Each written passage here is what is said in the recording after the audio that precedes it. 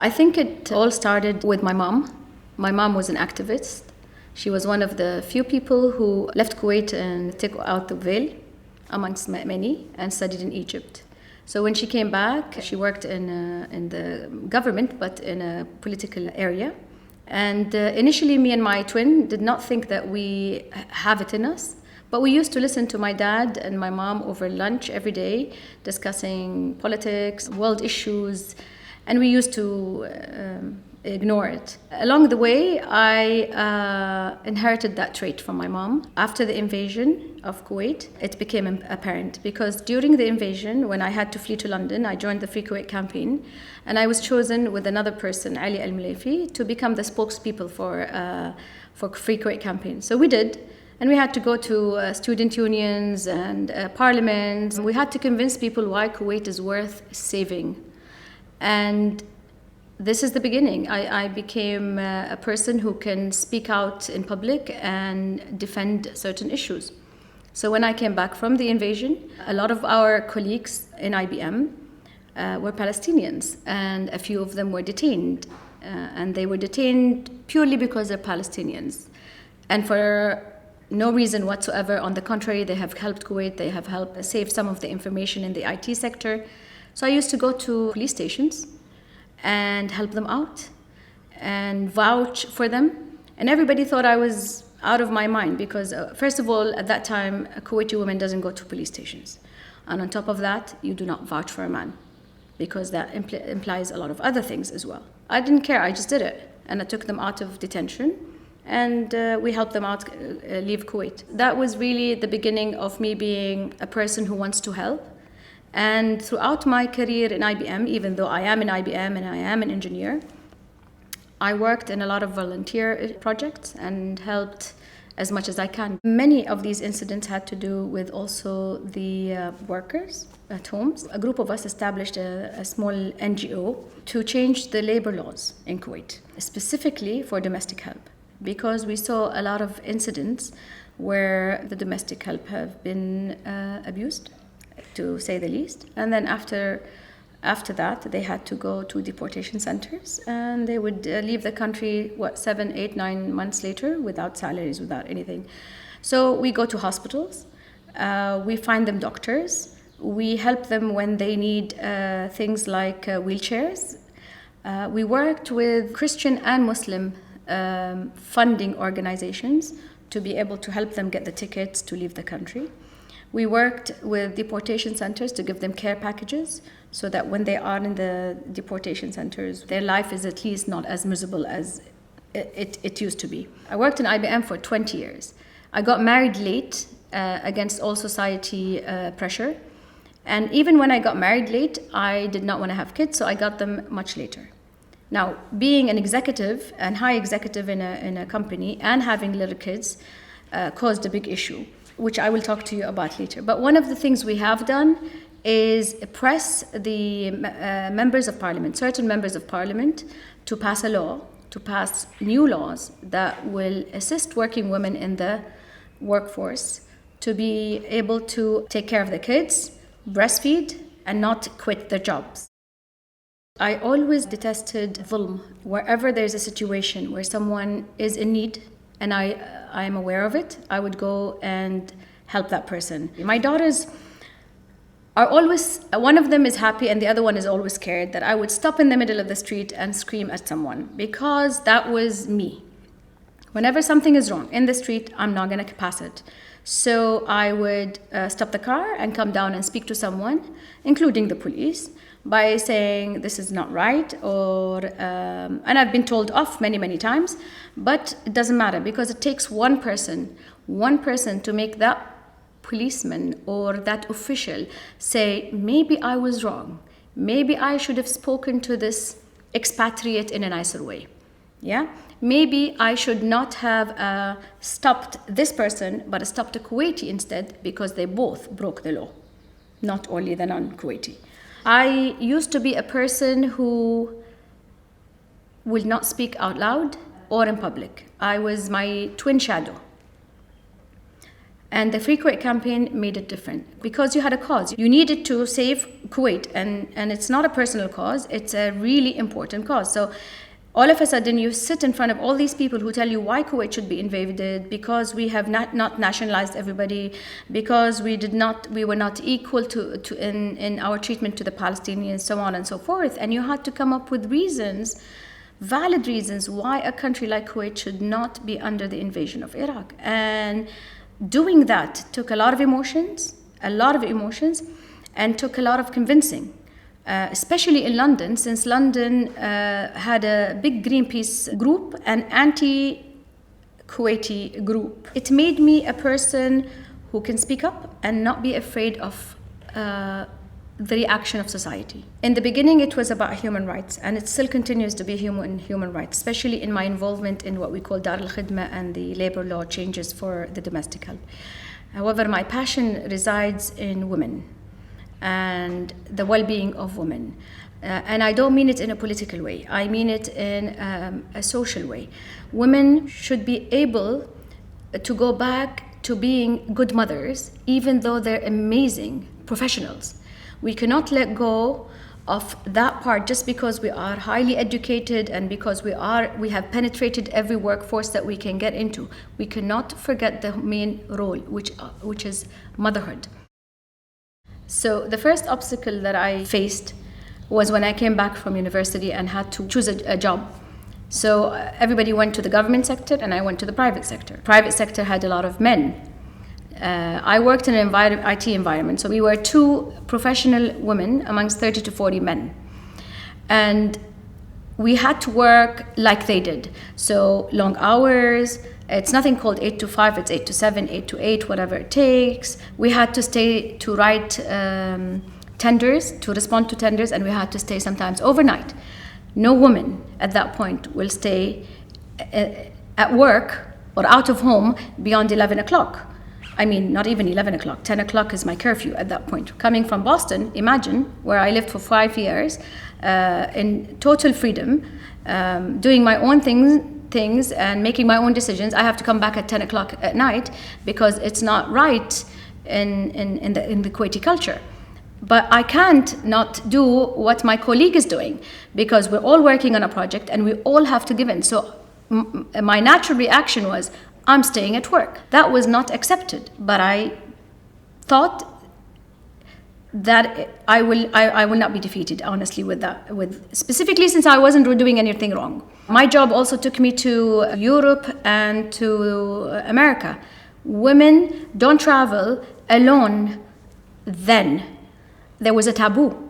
Even if you travel with your friends to, let's say, the Maldives, that was not right because you're either traveling with your parents or with your husband or with a group of elderly women.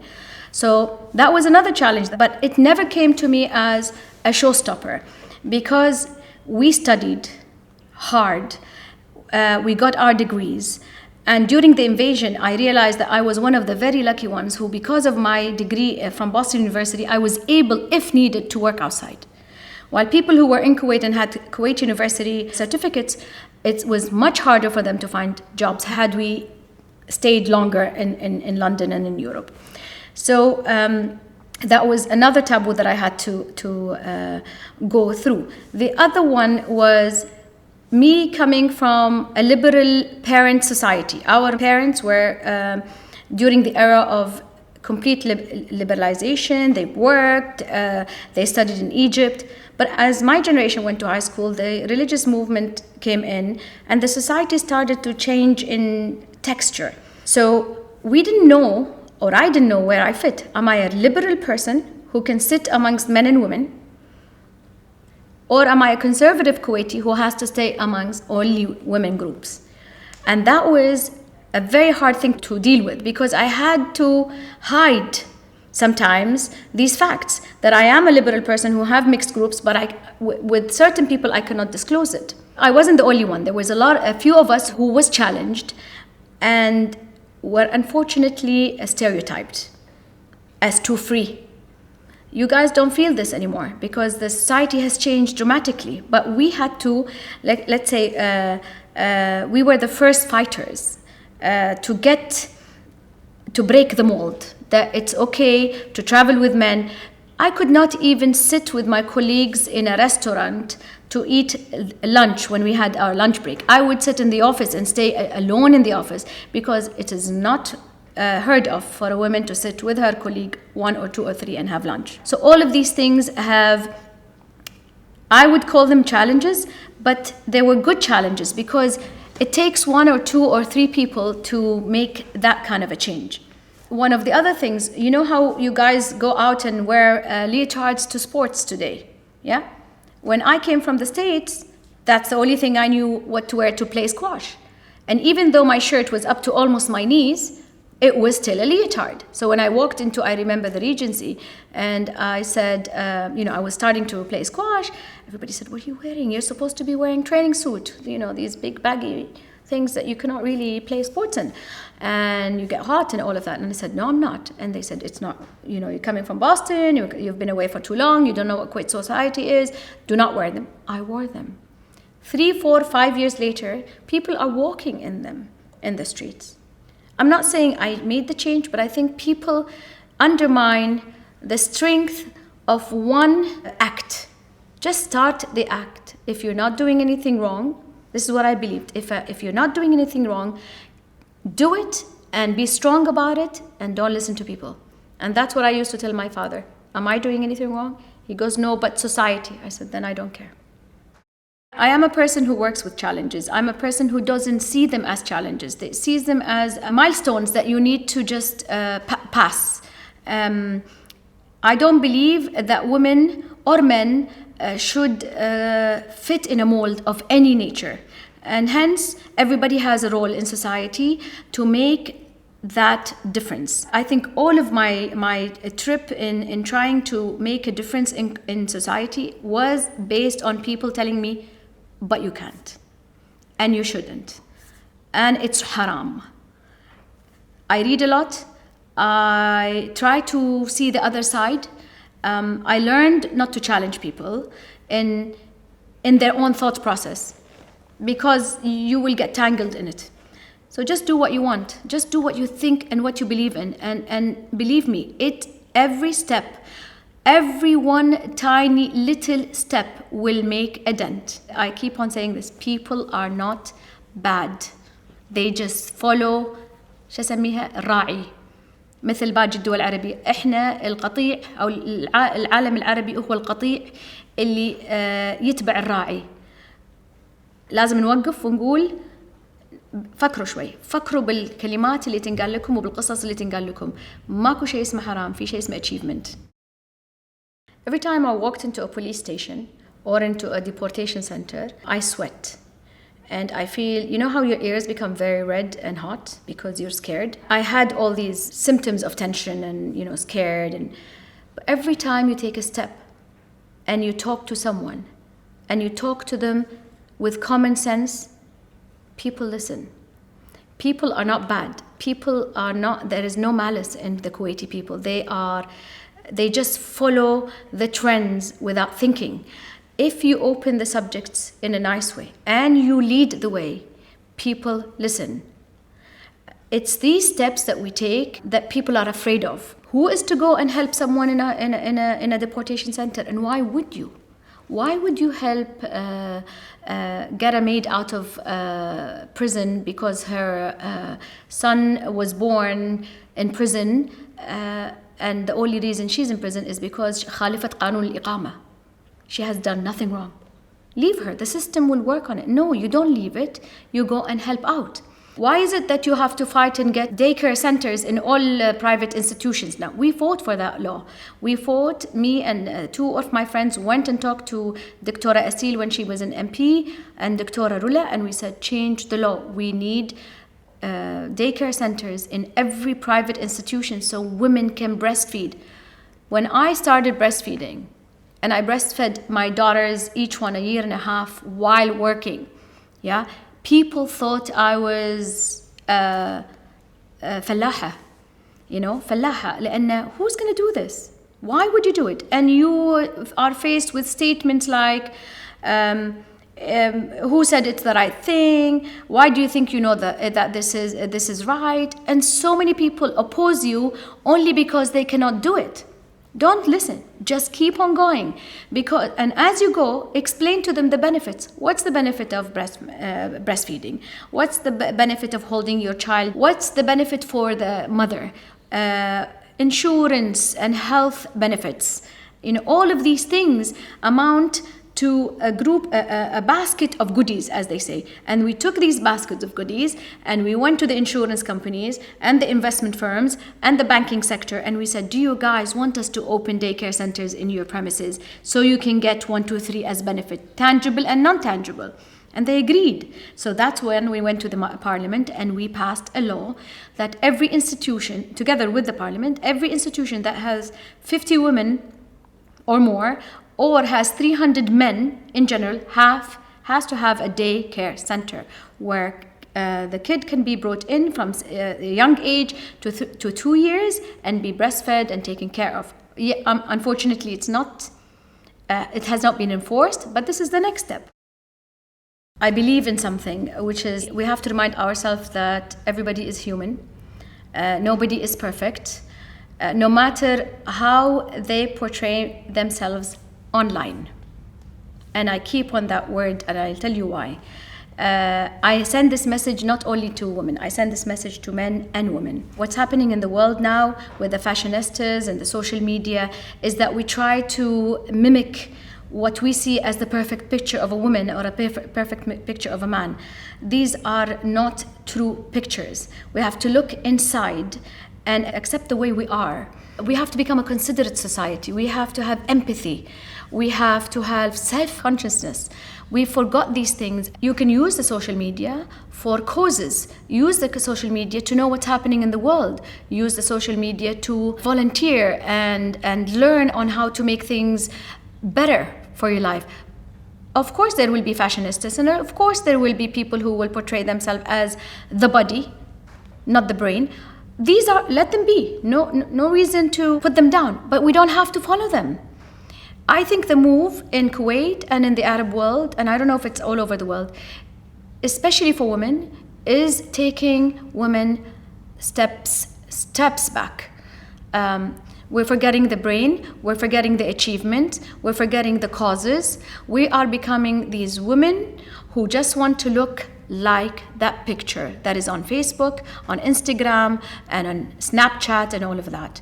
I think that one day I'm gonna have a campaign against all of these social media and say adios, and move forward with what works inside. People need to come back and touch their soul. Maybe people will not agree with me in this, whether it is through religious approach or through meditation. Find yourself, become the person you are, and forget about mimicking others. You're only gonna be unhappy. we went through a phase ما بسميها dark ages، بسميها backward ages. لما دخلت Islamicized movement، لأنها ما هي إسلام. زين، لما تحركت الحركة brotherhood in Kuwait and in the Gulf, they wanted to put women down, and in any way possible they wanted to bring back women to their original role as just supposedly mothers and wives, and they succeeded, because for a long time everything that we wanted to do in the name of progress was haram. So we went backwards. And recently, the past 6-7 years, things have changed. Things have changed, and people are moving away from this movement, and whether they're wearing the hijab or not wearing the hijab, whether they come from conservative families or liberal families, the new generation is taking a step to say, we are not anti-religion, but we're doing what is good for Kuwait. I envision that we will reach a point where this region of the globe will become a giving region. We will become exporters of technology. We will be exporters of art. We will be exporters of even fashion. Yeah, but we need to go away from the mold. We have to say we can achieve. This can only happen if we again stop following the trend. Women are caretakers. By definition, they're born as caretakers. So continue that role as caretakers, but as caretakers of society. And don't listen to what the other side is saying, you know? If a law needs to be changed for the benefit of women at work, let the law happen. Don't let men tell you, but flexible work hours is not right. Don't. Flexible working hours for women or for women who have kids under the age of 10 is mandatory. And that does not take away from the efficiency. Women can do in 2 days what a man does in 5 days.